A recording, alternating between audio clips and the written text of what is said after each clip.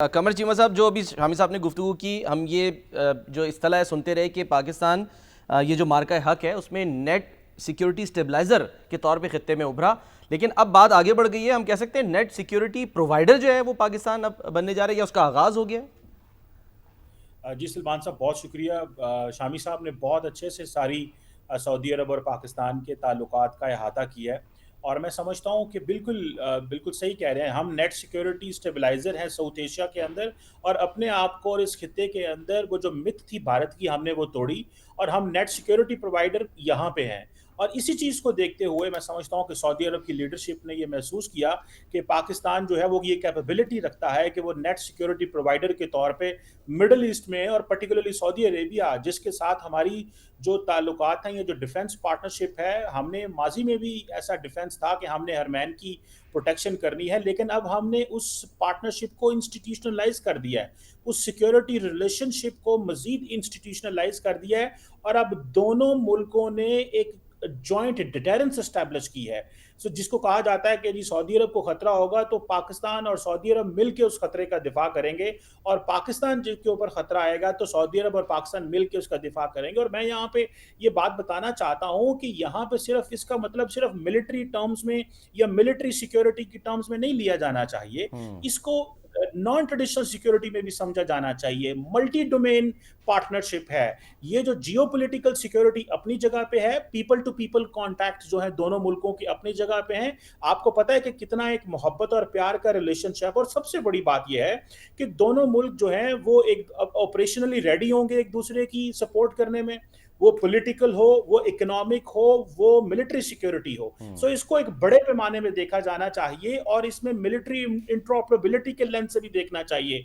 Intelligence sharing भी दोनों मुल्क करेंगे। आपको पता है पूरी दुनिया, अमेरिका देखे पाकिस्तान की हमेशा जो है वो तारीफ करता है। ट्रंप साहब ने कांग्रेस में खड़े होकर कहा था, थैंक यू पाकिस्तान कि आप अमेरिका को और खित्ते को सिक्योर करते हैं जब ट्रांसनेशनल टेररिस्ट सिक्योरिटी थ्रेट्स का चैलेंज आता है।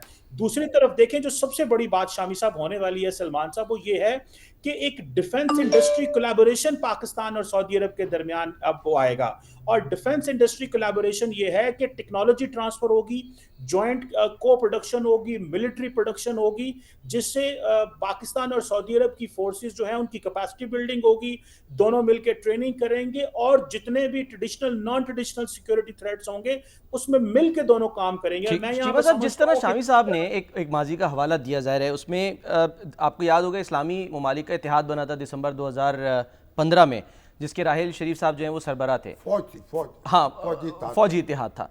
तो ये जो है वो कितना मुख्तलिफ है, और इसमें ख़ास तौर पे ये जो हुआ है इसमें आसिम मुनीर साहब का जो कलीदी किरदार था वो उस पर ज़रा मैं चाहूँगा आप रोशनी ज़रूर डालिए। देखिए सलमान साहब, मैं उसी पॉइंट पे बात करने लगा था कि देखिए जनासम मुनीर ने 2025 जो है ये पाकिस्तान के लिए एक जियोपॉलिटिकल रिसर्जेंस का साल को बनाया उन्होंने। ये जनासम मुनीर की लीडरशिप थी। देखें, वो अमेरिका गए तो ट्रंप साहब ने उनके साथ उनकी तारीफें की, उनके साथ मुलाकात हुई, लंच पे बुलाया, जो कि अनप्रेसिडेंटेड था, और इंडिया में उस चीज़ को उन्होंने डाइजेस्ट नहीं कर पाए। दूसरी तरफ देखें, खित्ते के अंदर जो उनकी जो मिलिट्री डिप्लोमेसी मिडल ईस्ट में उन्होंने शुरू की, वो आज ये रंग लेके आई है कि सऊदी अरब जो है वो आपके साथ एक डिफेंस एग्रीमेंट कर रहा है। जो आप जिक्र कर रहे थे, वो 2015 में जो इस्लामिक मिलिट्री अलायंस बना था, वो लार्जली जो ट्रांसनेशनल टेररिस्ट नेटवर्क्स हैं जिसमें इस्लामिक स्टेट और अलकायदा वगैरह हैं जो इस खित्ते में ऑपरेट कर रहे थे, वो उस तनाजुर में था। ये जो पार्टनरशिप है ये प्योरली बायलैटरल है, और इसमें मैं समझता हूं कि जनाब आसिम मुनीर ने ये जो, और पाकिस्तान की लीडरशिप, मिलिट्री लीडरशिप ने जो कैपेबिलिटी शो की इंटरनेशनल कम्युनिटी के सामने। देखें, कोई भी मुल्क आपके साथ इस तरह का मिलिट्री एग्रीमेंट नहीं करता या सिक्योरिटी एग्रीमेंट नहीं करता जब तक उनको इस चीज का एहसास ना हो कि ये इस कैपेबल हैं।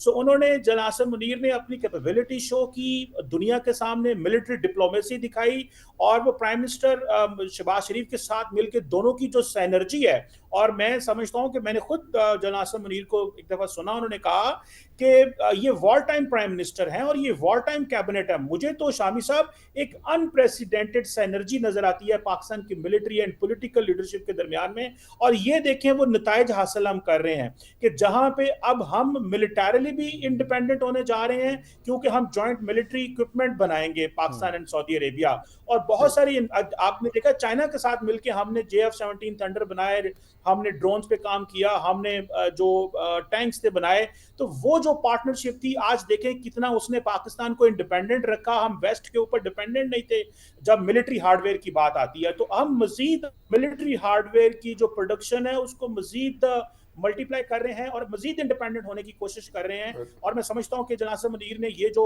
डिफेंस इंडस्ट्री कोलैबोरेशन की बुनियाद और ये जो एग्रीमेंट देखें, आज तक कोई पाकिस्तान अचीव नहीं कर सका इस तरह का एग्रीमेंट। वो हमने अपनी लीडरशिप, मिलिट्री लीडरशिप आई और तब जाके हमें ये हासिल हुआ। सो मैं समझता हूं congratulation to the civil military leadership in Pakistan. बहुत ठीक है, ठीक है, बहुत बहुत शुक्रिया कमर चीमा साहब। शहबाज शरीफ साहब की फिरासत और मेहनत और general field marshal Asim Munir की क़यादत और जहानत, ये सब मिल के दोनों ने ये कमाल दिखाया है।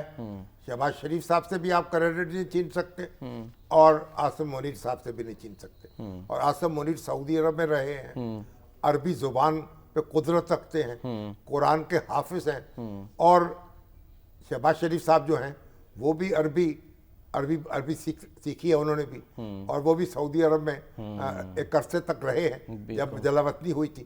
और मगर जो काम करने की जो उनको लत लगी हुई है ना, वो भी अपनी मिसाला पे। आप देखें कितने दौरे किए हैं, कितने मुज़ाकरात किए हैं, कितने लोगों से मिले हैं। तो ये एक जो कॉम्बिनेशन है, ये जो जोड़ी है, इस मैंने पाकिस्तान की खिदमत जो है उसकी मिसाल कायम कर दी है। दोनों को सलाम है। और शहजादा मोहम्मद बिन सलमान को और बादशाह सलमान बिन अब्दुल अजीज को, उनको भी सलाम है, जिन्होंने के बर वक्त ये कार्रवाई की। वो कहते हैं अंग्रेजी में सीज द मोमेंट, यानी लम्हे को गिरफ्त में ले लिया। अब क्या है, अब वो उठ के अब तेरे जहां का और ही अंदाज है, मशरक़ व मगरिब में तेरे दौर का आगाज है। ये मुआहदा एक्सटेंड हो जाए, दूसरे मुल्क बांग्लादेश ईरान शामिल हो सकते हैं इसमें, आपके ख्याल में? हो सकते हैं, हाँ। उनकी मर्जी है। अच्छा, शामिल हो ना हो, तब दोनों मुल्क फैसला करेंगे। सर हम क्योंकि अब मैं सर एक सवाल है, एक मुल्क जो है, हाँ। उसके अब एक मुल्क फैसला नहीं करेगा, दोनों मुल्क मिलकर फैसला करेंगे। अच्छा, किसको शामिल करना है, किसको शामिल नहीं करना, और कौन शामिल होगा, कौन नहीं होगा, जो भी है, हमने काम का आगाज कर दिया है। हमने एक अजीम शान इमारत जो है उसकी बुनियाद रख दी है। हमने दुनिया तब्दील करने का आज़म कर लिया है, और बल्कि दुनिया तामीर करने का आज़म कर लिया है। अच्छा, अब एक नई दुनिया हम आबाद करेंगे, और इंशाअल्लाह जो पाकिस्तान और सऊदी अरब जो है उनकी रिफ़त जो है उससे ज़ाहिर होगी। ठीक है,